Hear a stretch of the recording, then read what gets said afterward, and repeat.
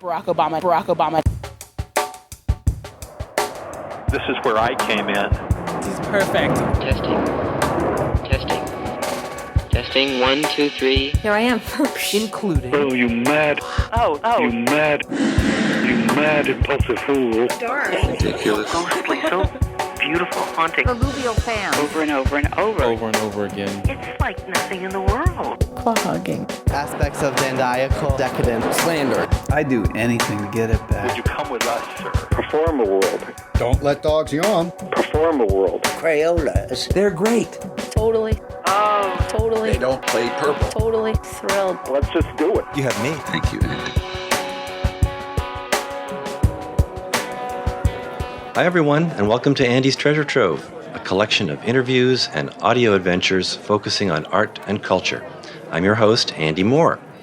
In the background, you can hear the sounds of a film festival audience in the Castro Theater about to go into a kind of a time machine. In some of our past episodes, we've started to explore San Francisco as a city of seemingly countless film festivals. In this episode, I draw your attention to my absolute favorite film festival of them all, the San Francisco Silent Film Festival. It takes place over the course of one marathon weekend every summer, and they present films from the so-called silent era from all over the world. I'm sure that most of you know that silent films were never actually silent. It was just that instead of having a pre-recorded soundtrack actually attached somehow to the film, which they didn't know how to do at that time, movies were always accompanied by live music, ranging from a solo piano to a full orchestra, and in the case of many of the most grand movie palaces, the king of instruments, a theater pipe organ. The San Francisco Silent Film Festival is held at the Castro Theater, an old-time movie palace with a terrific Wurlitzer theater pipe organ. This year there were 11 feature-length films and lots of shorter films shown at the festival, and all of the films were accompanied by live music. In a moment you'll hear my two short conversations with noted film critic and film buff Leonard Maltin of Entertainment Tonight fame. And we'll listen in on his onstage conversation with Suzanne Lloyd, the granddaughter of cinematic genius Harold Lloyd. You've probably seen that famous picture of Harold Lloyd hanging for dear life onto the hands of a giant clock on a high-rise building, but his wonderful films were out of circulation for decades until granddaughter Suzanne restored them and made them available to the world again. I'll also be chatting and chewing with Canadian director Guy Maddin, who was at the festival to introduce the spooky Todd Browning film, The Unknown. Then I'll be talking to pipe organ wizards Edward Stout and Clark Wilson, and learn the important differences between theater pipe organs, like the one at the majestic Castro Theater where the Silent Film Festival is held, and other regular pipe organs. Also on this episode, we'll be hearing excerpts from performances of musical scores from some of the films, performed live at the Castro Theater just as they were intended to be performed back in the late 1920s when the silent film experience was grand and glorious. Then throw in a couple of impromptu lobby discussions with other festival goers, and we've got a great podcast episode coming right up. Starting with Leonard Maltin and Suzanne Lloyd on stage at the Castro Theater to introduce the hilarious comedy The Kid Brother by Harold Lloyd. Hi, everybody. It's such a privilege to be here in this magnificent theater for this great event. And first of all, I've never seen a movie that big. Did you see that she was carrying Unita biscuits in her little basket? You can read the labels on everything. It makes such a difference to see a film this way. This film is so, like all of his films really, is so beautifully constructed, so carefully put together. But he learned a lot from his previews, didn't he? And he would go back and reshoot and re-edit to make it as perfect as it could be. He was, I don't know, personally I know he was really a perfectionist, kind of in a controlling way, but we won't get into that today. This is a man who, when he decided to take up bowling, bowled a 300 game, and that was with his prosthetic hand. He did that. So he was going to succeed at whatever he set out to do. That's for sure. Along with his 3D photography, he took over 250,000 3D photographs. So he was quite possessed and taken by that. I must say, speaking about photography, he loved cameras and he loved shots, and he was someone that they actually copied Ben-Hur, the chase scene in Ben-Hur after Girl Shy, because he loved to move cameras. And in early films, really set a camera on a tripod, and they didn't move a camera. They didn't figure out about, dolly shots, and of course they didn't have steady cams. But in Kid Brother, he came up with an... Don't give it away too much. Oh, okay. So the master, I'm not going to say don't anything. give it away. Well, there's a wonderful shot, and it's an elevated shot, and it's a very sweet part of the movie, a romantic scene, and I think the elevation of the camera works very nicely, and I hope you enjoy it. But you know what's great about that shot? Or how many people haven't seen the Kid Brother before? Just by applause. Well, we don't want to give that away. Well, let's just say there's a rather spectacular shot in the film, but it's not a show-off moment. It's completely organic to the scene. It makes sense. And you go with it, and then you think after you've seen it, well, you might be used to seeing it now in movies, but if you really think about it, it's like, oh my, that might have been the first time they have ever done that. Are there any people here, and don't be embarrassed to admit this, because that's why this festival exists, are there any folks here tonight who've never seen a Harold Lloyd movie? Okay. Second question, any folks here who've never seen a Harold Lloyd movie in a theater, on a theater screen with music? Well, I don't think it's exaggerating to say you're in for a great experience and you're in for a treat. But one of the reasons that this is still something of an event when these films are shown. When I was growing up, and a lot of other people were becoming enamored of old movies through television, his films were not on television. He kept them out of circulation for such a long time that his reputation, I think, suffered for a while because he just wasn't as familiar to people as Charlie Chaplin and Buster Keaton were. I think that has finally been remedied. Why did he not want his film shown on television? I'm sure you've heard him speak about that. Yes, there were a number of discussions floating through the house on this one. No, actually, he felt that if you were going to make a movie and put that much time into it, and the timing of the writing and the gags and the setups, why in the world would you, as he said, why would I let somebody just come in and chop up my film and put in a car salesman's ad or a soap commercial, and that was it.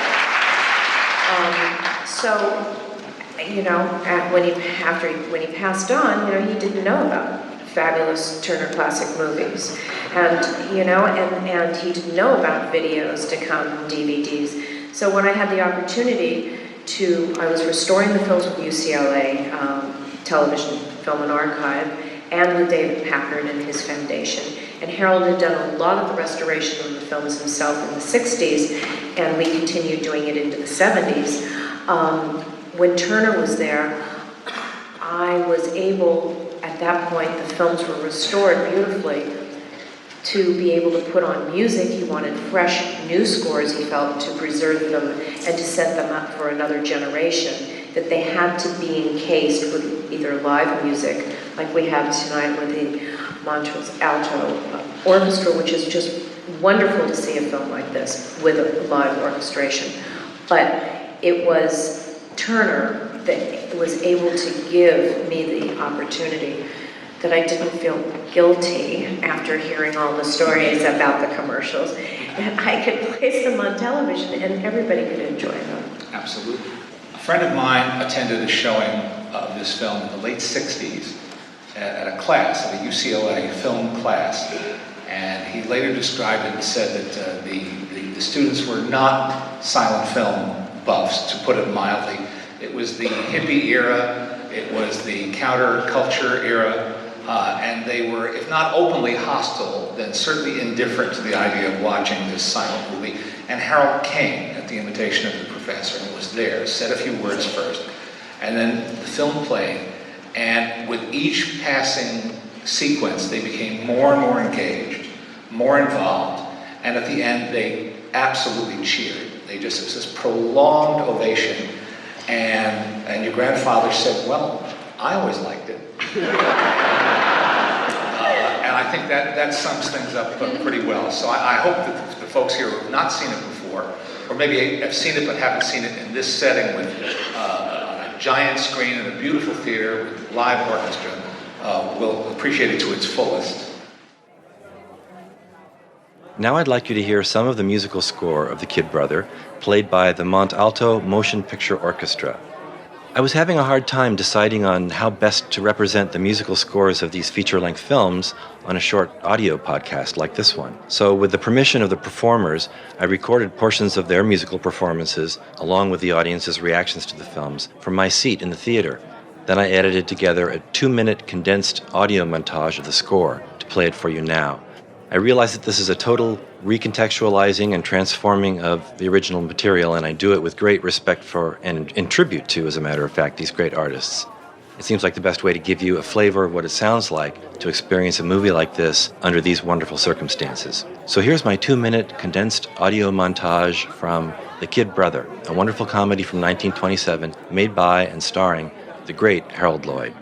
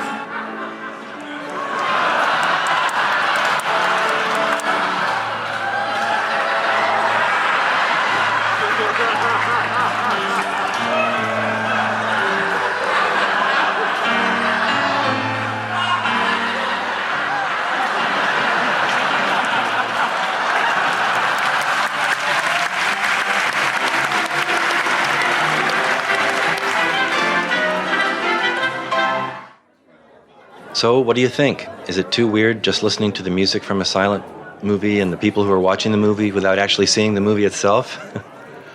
Or is it just weird enough? Let me know by using our new listener call-in line, which you'll find on the new webpage on andystreasuretrove.com called Participate. And now, here's my first short conversation with Leonard Maltin, who had just finished signing dozens of books and speaking to fans in the lobby of the Castro Theater. Your descriptions were ones that seemed the most apt to me, and your rating system I could rely on more. So early on, you became my reference for movies on TV. Thank you. And I was wondering if you actually wrote all those or read all those descriptions, because no one person could do that book. I wouldn't think. It's just not feasible. I've always had a team of people, and they've always gotten credit on the title page, so I'm not trying to fool anybody. Oh, right. I'm the editor, but I'm also a chief contributor. I've written, almost a half of that book. Wow. So it's a lot of movies. I'll say. But there's a certain consistency. Well, that's my job as editor, is to try to give it a consistent tone, even when I'm not writing, the actual review. So how many times do people ask you what your favorite film is, and what tends to be your answer? A lot, and my answer is consistent. It's Casablanca. It's my all-time favorite movie. Now let's hear my chat with Guy Maddin, the Canadian director of My Winnipeg and The Saddest Music in the World, as we grabbed a snack together between screenings at the Silent Film Festival. Guy was here to introduce The Unknown, a spooky and strange 1927 classic by Todd Browning and starring Lon Chaney Sr. and Joan Crawford. Actually, interviews with mouths full is kind of a novel idea. Well, here we go. Let's nosh.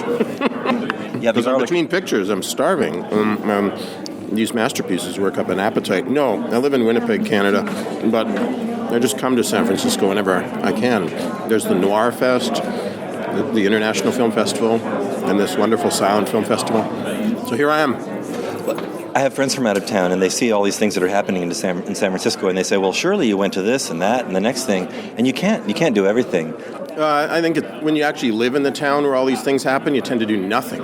So, I know that's happened to me whenever I actually spent time in, say, Toronto or New York, where I've been from the outside drooling for years, and then finally get there and you just stay in and, Google up stuff all night long. No, man, I've always been kind of apathetic and a really bad traveler. I'll stay in and watch CNN endlessly looping when I go to some exotic country, but I came specifically for the Seattle. I mean, the Silent Film Festival has nothing to do with Seattle this time, but... I want to find out about your thoughts on The Unknown. Give me a little preview of what you're going to say tonight when I'm going to be asleep in bed. I love that film. I actually teach a little course in melodrama back home, and I usually open the semester with The Unknown because it perfectly illustrates my definition of melodrama, which is not real life exaggerated, but real life uninhibited, and nothing could be more uninhibited than a Lon Chaney, Todd Browning picture.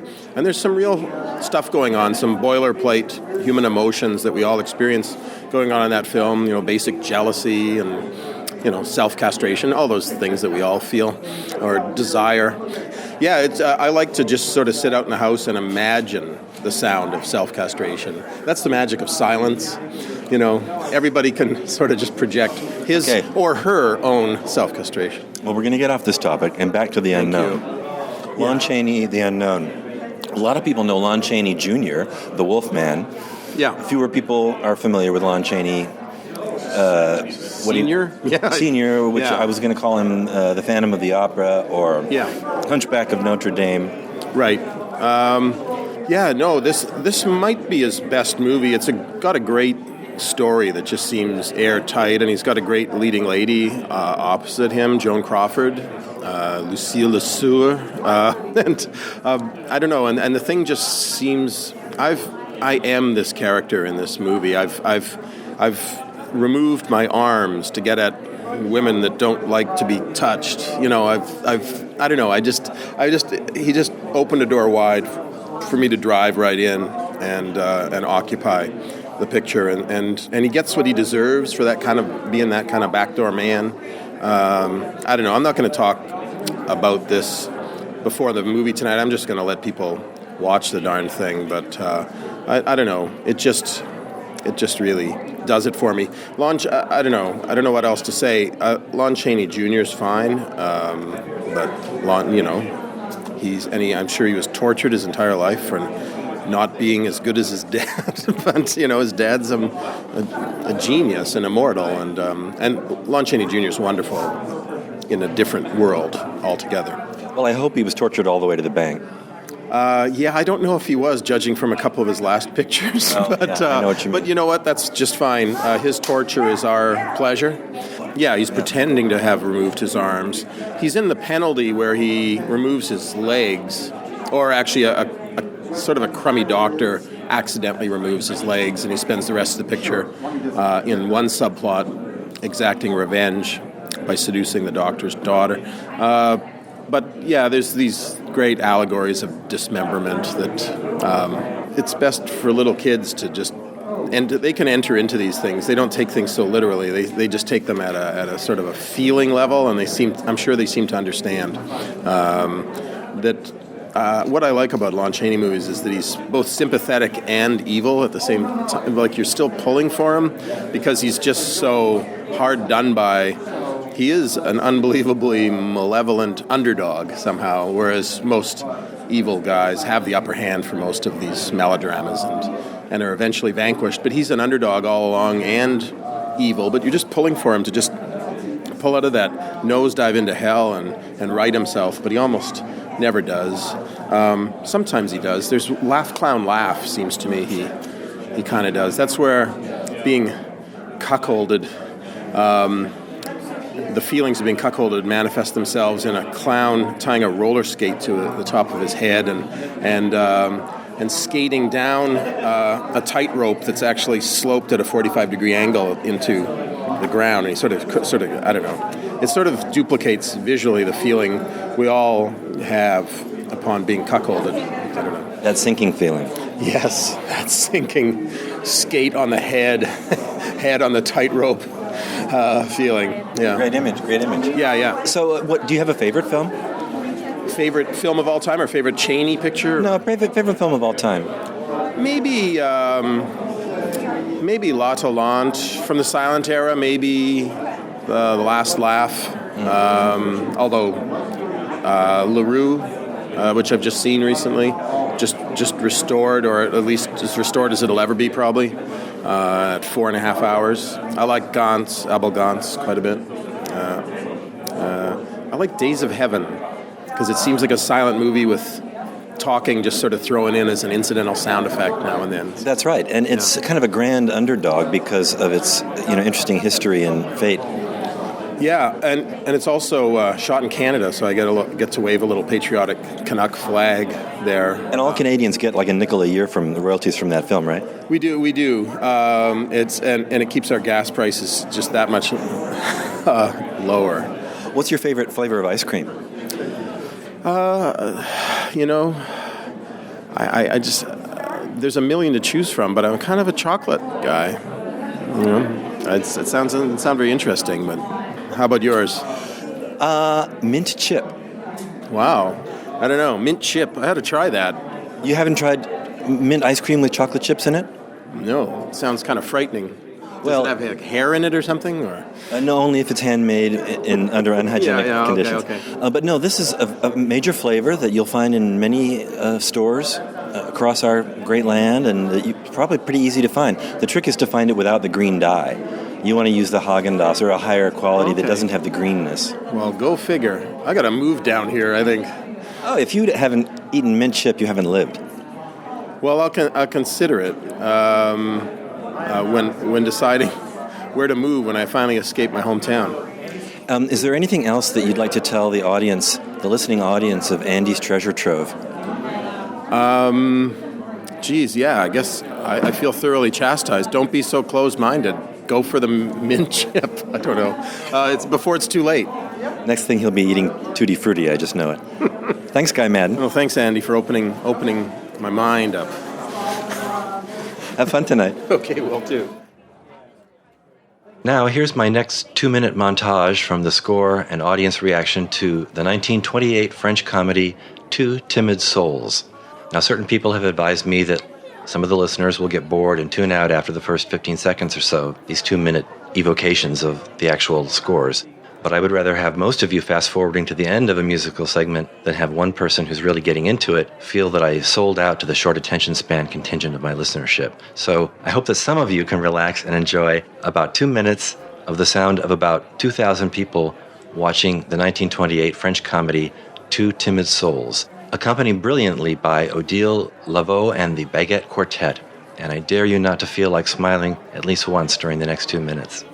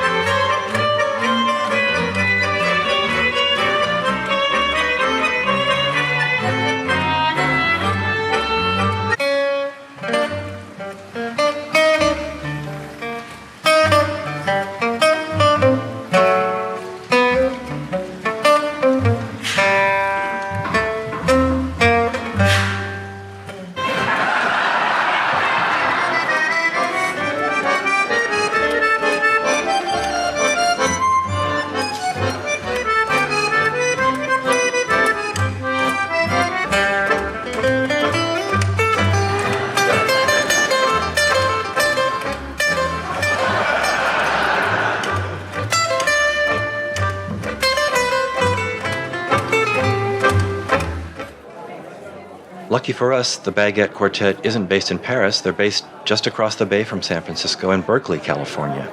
And we're so lucky to have them close by. You can check out their music via the link provided on andystreasuretrove.com on the page for this episode number 10. Now let's listen in on a couple of conversations that I had out in front of the Castro Theater after the screening of Two Timid Souls. First with writer Patrick Hochtel, and then with filmmaker Natalia Vekic, who was working for the festival as house manager that evening. So this is Patrick Hochtel. We just saw the same movie. Les Deux Timides, René Clair. Yeah, a silent film from France. From 1928. And I was his last silent film. And I was about to say that silent films from other countries always seem to me more realistic, more human. The acting seems more naturalistic, even though it's exaggerated by today's standards. It just seems, maybe it's just because it's different, but in foreign films it just seems more realistic somehow. I think that's true, especially in the details, in Hollywood films, even in that time, it's so much glamour to them, and in these films, they have very rough surfaces and everything is not so highly glossed. Even though this film had some really nice interiors and things like that, they also, shows things that are scruffed up and broken down, and, you just get an overall sense of country life and a different kind of reality than you got from Hollywood at the time. So have you seen a lot of other films, and do you have a favorite so far during the festival? This particular festival, this is the first one I've seen. I'm going back to see The Man Who Laughs, and I'm going to see the Colleen Moore film tomorrow. Her Wild Oat? Yeah. Even the title's funny. And then the evening one. I was here at 10 o'clock for the film presentation, and it was a full house. I mean, 10 a.m. The Patsy. That's the Marion Davies one. That's the last one I'm going to see tomorrow. Oh, okay, yeah. Yeah. I want to see that one too. I think Jack's going to come to see that one too. Oh, great. So that was full. The preservation. Yeah, 10 in the morning. That's great. And it wasn't even... Oh, there's Jack right there. It wasn't even Jack. a film. Speaking of Jack. So, do you have anything more to say about silent film to my Andy's Treasure Trove listening audience? No, just that I think that preservation of silent film is really important. I think that, our early film, so much of it has already been destroyed. And I really do think it is the art form, especially of the last century, and to try to get people to see it and preserve as much of it as possible is really important. What do you think about people who don't care about silent films, don't care about black and white films? Well, most of those people, I've gotten some of that attitude when I used to teach and I used to show films, and some of the students, would groan if it was a black and white film, if it was a Hitchcock film or whatever. And I think most of the people with that attitude just haven't been exposed to it. And once they are, their attitude, from what I've, observed, their attitudes seem to change a lot. I mean, quality is quality, and I think that will always tell in the long run. It's just getting people to see it in the first place. Plus, you don't get an A in your class if you won't see the film. Not mine. Patrick, thanks for talking to me. See you at the next film or two. Great. Looking forward to it. Yes, I'm ready to go. So, Natalia, how's the film festival going for you? Well, since I just started 45 minutes ago, great. Wonderful.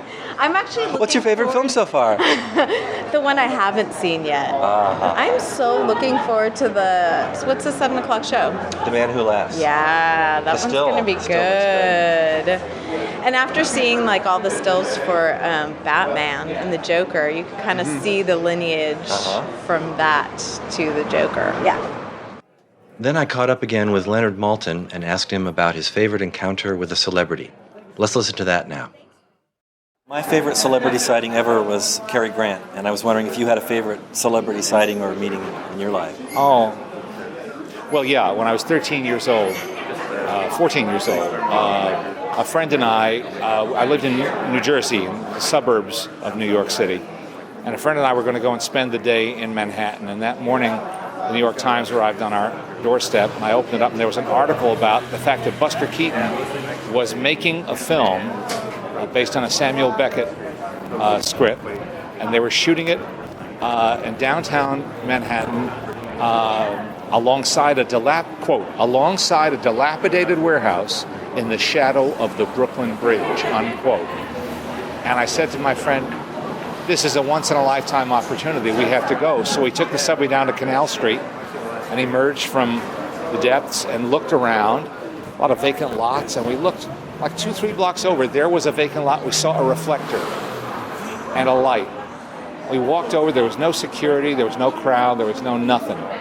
And I had brought a still that I had just bought for 25 cents of Keaton, and I didn't know what the film was, but I brought it along. And we looked, and sitting in the back seat of a car, reading a newspaper, with his pork pie hat on the seat next to him, was Buster Keaton. And I sort of poked my head in tentatively and said, "Mr. Keaton?" He said, "Yeah." I said, "Hi."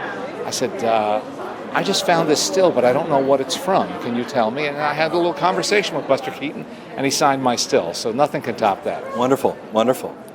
Do you know why Vera Ellen never showed her neck? No, I don't. And I'm sorry not to be able to solve that pressing question. And what's your favorite flavor of ice cream? Oh, well, I'm a chocolate guy, but lately I've been going for different mixtures. So try mint chip, mint chocolate. I like mint chip. I like mint chocolate. I just spoke to Guy Maddin. He said he'd never heard of it. Oh, I've had mint chocolate. He said maybe I've been in Canada too long. Yeah, maybe so. Well, thank you so much. You're welcome. I really appreciate it. All right. Bye. Bye. A nice guy and a good story. Much better than my Cary Grant story, because I didn't even get to talk to Cary Grant. I just saw him eating dinner one night across the room when I dined at the Magic Castle, a restaurant and magic club in Hollywood. Well, now I have the distinct pleasure of sharing with you my conversations with Edward M. Stout and Clark Wilson.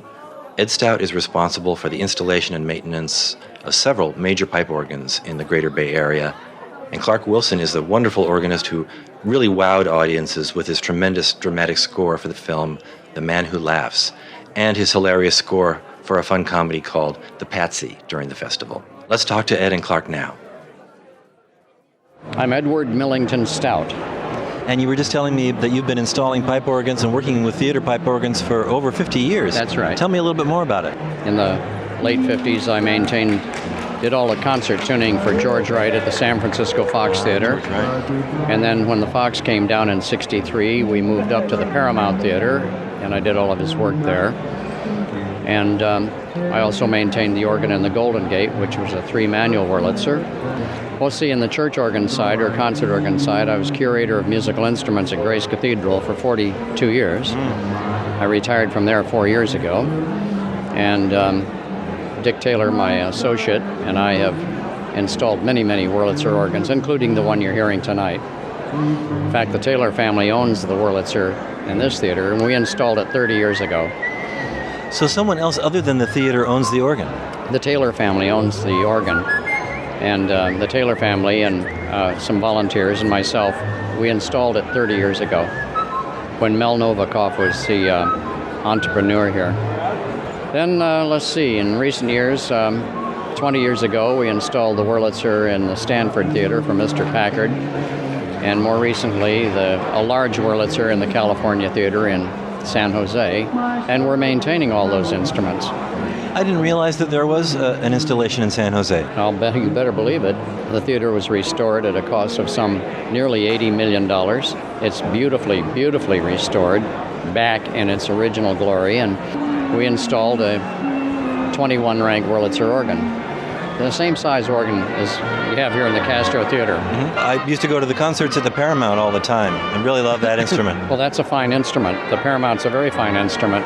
They're very different because the rooms are different. Mm-hmm. That's a very live and barny kind of a sound. This is a very articulate and clear sound. They're basically the same size organ. And you can't say one's better than the other. This is considered one of the finest Wurlitzers in the country. I mean, it's pretty much legendary in that respect. I like organs that have a lot of presence, and this organ is one because there's not much obstructing the sound. The grill is very open, and the chambers aren't terribly deep. I see. So the sound that's produced from the pipe work gets out into the room. But every pipe organ, that's the unique thing about pipe organs, in contrast to these electronic imitations. The pipe organ, each one has a living soul. It's different, very different. And because the pipes were slightly voiced differently, and they're speaking into a different acoustical environment. Yeah, as you mentioned, the room is actually part of the instrument. It's about 60%. It's a lot. Has a lot to do with it. But we're blessed here in the Bay Area to have so many organs. It's very unusual to have this many playing theater organs. I mean, this one's played every night. The Grand Lake is played on the weekends. The Stanford organ, which is a superb organ. The organ in the Stanford Theater is gorgeous. That's played twice every night of the week. Here's Clark Wilson. Oh, there he is. I really appreciate talking to you. Quite welcome. Hey, Clark. Clark Wilson, I heard an amazing performance of yours last night. Thank you. And I am assuming it's going to be the same tonight. A whole different style, comedy. A whole different style. Tell me how you work up a score for one of these ancient movies. I know that you find pieces and you know some of the music that was played at the time, but there's probably a lot that you have to add and choose yourself. Personally, I follow the same pattern that the theater organists of the 1920s typically did. You had three choices of what to do in those days. You could either try to play a full score that might come with the picture. Those were relatively rare, but 150 pages of music would show up, and you're supposed to play this for tomorrow's show. You're supposed to keep an eye on the organ, an eye on the music, and an eye on the picture. Little chance that it's going to happen, particularly with 5 shows a day and changing the title of the picture 3 times a week. Where do you hide your third eye? I'm looking for it. Exactly. Same thing. Nothing's changed. The other way was you could just say, okay, fine, I'll just sit down for 2 hours and improvise and see what happens. Well, unless you're some sort of stupendous composer, there's little chance that it's going to be memorable that way, that anything's really going to happen, or that you'll be able to reconnect things at the end of the picture with the beginning of the picture through the thematic music. Right. The third way was the cue sheet. And that more often than not was what came with the picture. There was a sheet that suggested certain music and gave you the titles or action as it went along. It was a roadmap for you, and you could see what the action for the whole picture would be. Typically, most musicians did not have maybe all of the music that was suggested in that, but they would find parallel numbers in their library, and their libraries were extensive in those days. They used anything they could get a hold of: opera music, ballet music, transcription music, popular music, you name it. And made up a good deal of it in between. So I follow that particular pattern. I go through the picture, I try to get some ideas, match the action to perhaps themes or specifically a style of music that I think fits that action, that will just heighten that action and add a little bit to it. I put those all together. I write the lead lines out just like they did in a cue sheet. For instance, last night's picture, which was a 2-hour picture, I had a 9-page cue sheet for that, written out with actions, particular things highlighted where there's a specific cue. If a bell rings or something like that, you want the audience to hear that. You don't want to miss that cue or just play right through it. So those are highlighted in the score, and then and the tunes also named, particular numbers and whatever they are named to keep me on track and keep me moving forward. So hopefully it doesn't get boring and will not get into a rut. Are you mostly successful, or have you had nights when you went into the rut and couldn't get out? I shouldn't say anything before a picture. Thus far, in the playing that I've done in feature films, I have never had a situation where I got stuck, because I've never attempted a feature film without a cue sheet. I spend never less than about 18 hours getting ready for a picture, if it's maybe a 70-minute comedy. Something like yesterday's picture, The Man Who Laughs, well, I worked on it on and off for 8 weeks. So there was a good deal of preparation that went into that, including about 3 hours at the organ the afternoon of the picture, just working things up, and actually at that point still going through and crossing out, saying, I just don't like how this is working. And that's time spent here at the console? It was not at this console, but it was my friend's house. He's got a small pipe organ in the house, so it was an ideal situation to work there. And you could just revise and sort of polish everything. Where are you based? I'm based out of Ohio, a small town in Ohio. The principal theater that I play at is in Columbus, Ohio, the Ohio Theater. It's, as they marketed them in the day, the Unit Orchestra. It's a one-man band. And the king of instruments, too. It's the king of instruments. The king of instruments is the organ, and we often think of the theater organ as the monarch amongst those, because it's absolutely everything but the kitchen sink. It's an organ, and it's an orchestra, it's a synthesizer, it's a traps section, it's a marching band, you name it. There's just nothing that one of these organs won't do. And I understand that in addition to all the sounds it makes that, say, a non-theater, like a church organ, right, doesn't do, that the volume being able to change the volume is different from other organs. Are those the two primary differences? Not changing the volume really so much. Any organ that was ever built that's an artistic instrument has volume or expression to it. But these instruments are voiced on what we call high wind pressure. They're much, much higher, maybe 5 times, maybe more than that, of what an average church organ is voiced on.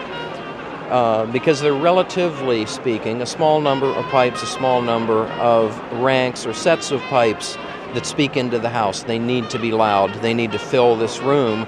And beside that, all of the percussions, the traps, and everything that go with it. So anything that happened on the screen, and that's why they were born, you would have a sound effect or something you could imitate and produce what you needed.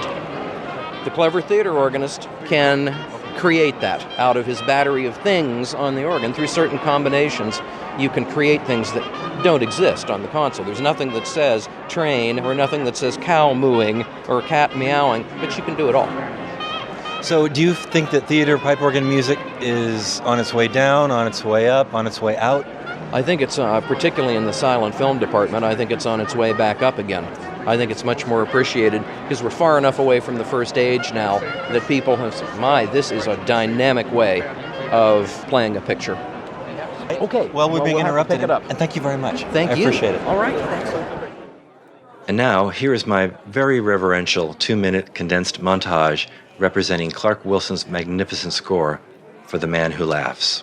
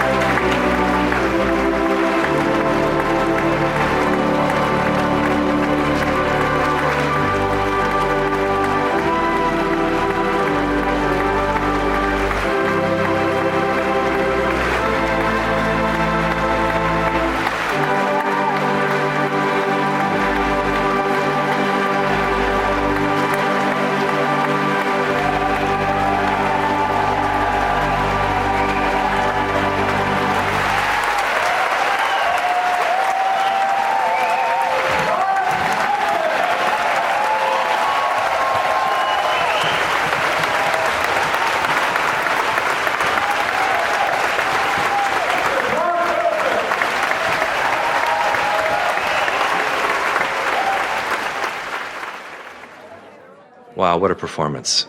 In a future episode, we're going to be exploring more in the realm of theater pipe organ music and the people who play it, courtesy of some local organists who are keeping the flame of this unique kind of music alive. You can get on the mailing list of the San Francisco Silent Film Festival via a link to their website found on andystreasuretrove.com on the page for episode number 10.